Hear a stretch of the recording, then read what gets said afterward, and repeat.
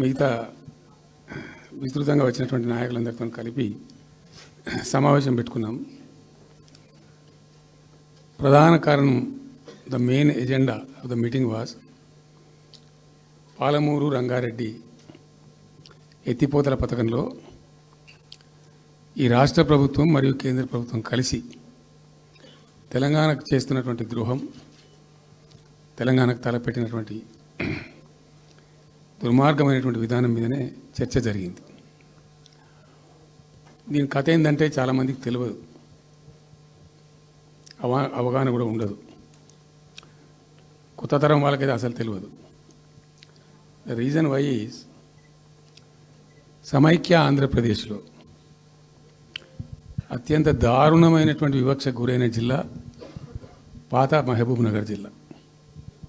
చాలా చాలా దారుణానికి. రీజన్ ఏంటంటే వనరులు లేక కాదు, వసతులు లేక కాదు. కృష్ణానది ప్రవేశిస్తుందే మహబూబ్ నగర్ జిల్లాలో. సరే, ఇప్పుడున్న తెలంగాణ, అప్పుడు ఉన్న ఆంధ్రప్రదేశ్ మొత్తం చూస్తే కూడా 300 and above కిలోమీటర్స్ కృష్ణానది పారుతుంది కూడా మహబూబ్ నగర్ జిల్లాలో. 308 కిలోమీటర్లు పారుతుంది, 308 కిలోమీటర్స్ పారుతుంది. ఇది రెండు రాష్ట్రాలు కలిపి లెక్క చూస్తే కూడా. అయినా కూడా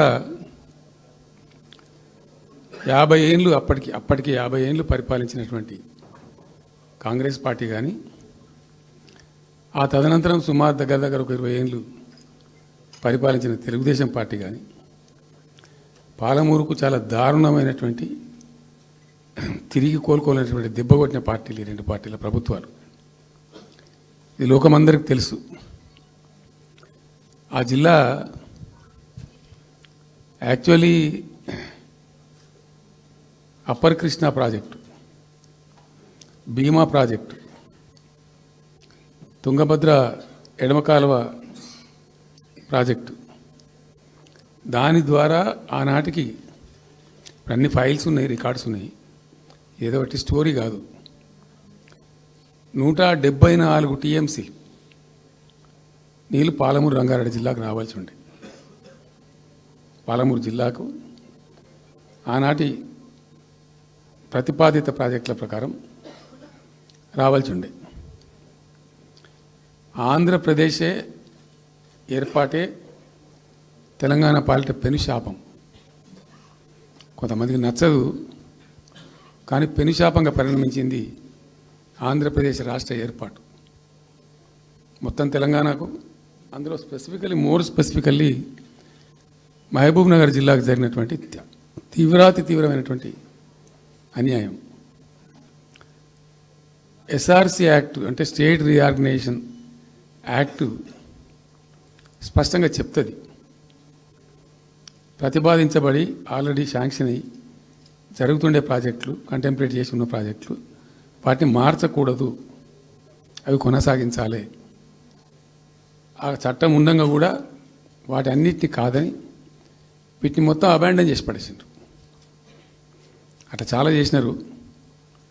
అక్కడ గోదావరి మీద చూసుకుంటే దేవునూరు ప్రాజెక్టు కావచ్చు, ఇచ్చంపల్లి కావచ్చు, రకరకాల ప్రాజెక్టులను అబాండన్ చేసినారు.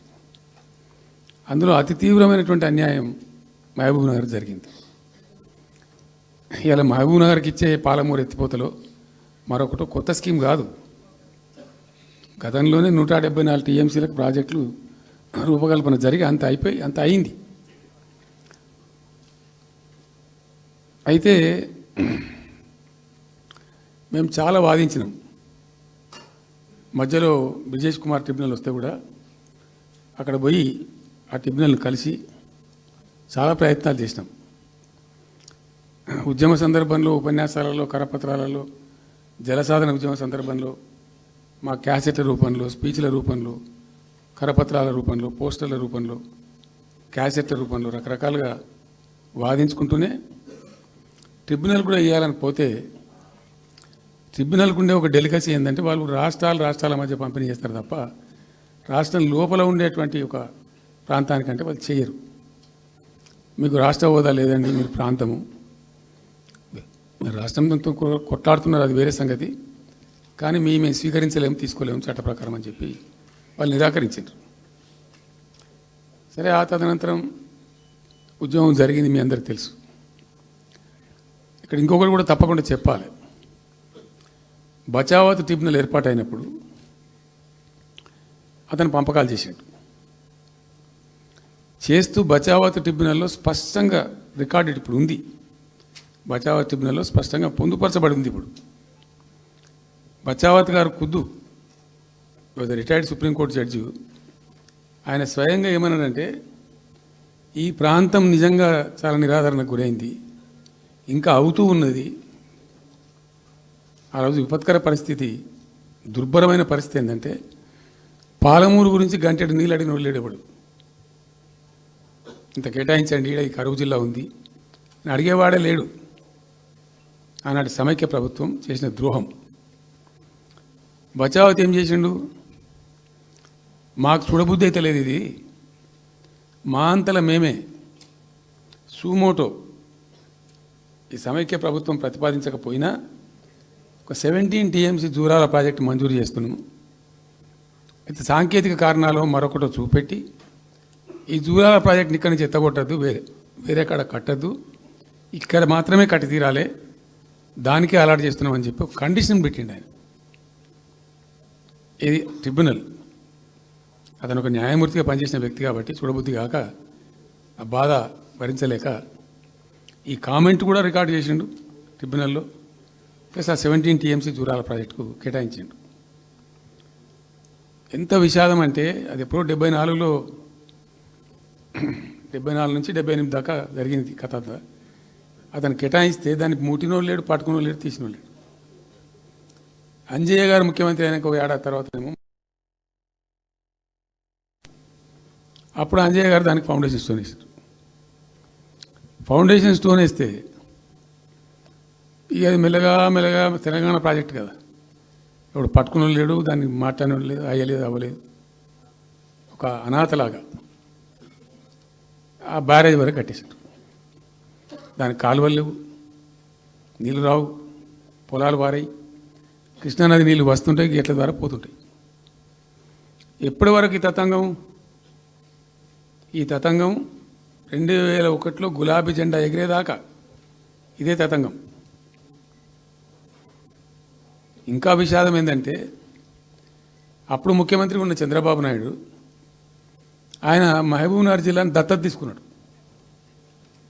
ఆయన దత్తతలో ఉండే చేసి నేను అడాప్ట్ చేసుకుంటున్నా ఈ కరువు జిల్లా, దీన్ని అది చేస్తా, ఇది చేస్తా, పొడి చేస్తా అని మాటలు చెప్పి ఇష్టం వచ్చినన్ని పునాదురాలు వేసిండు.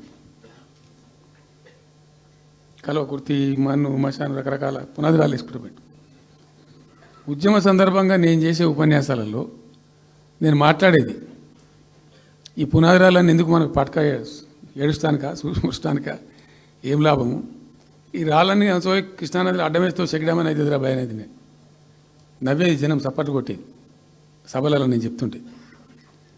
ఒక్క డ్రాప్ వాటర్ కూడా పొలాలు పారడానికి రాలి. ఫలితం ఏంది? Net result. What was the net result? Palamuru జిల్లాలో ప్రతి తాలూకా కేంద్రం అంటే ప్రతి నియోజకవర్గ కేంద్రం నుంచి వలసలు పోవడానికి ప్రజలు ప్రతి బొంబాయి నుంచి bus, Narayanpet Bombay bus, Wanaparthy Bombay bus,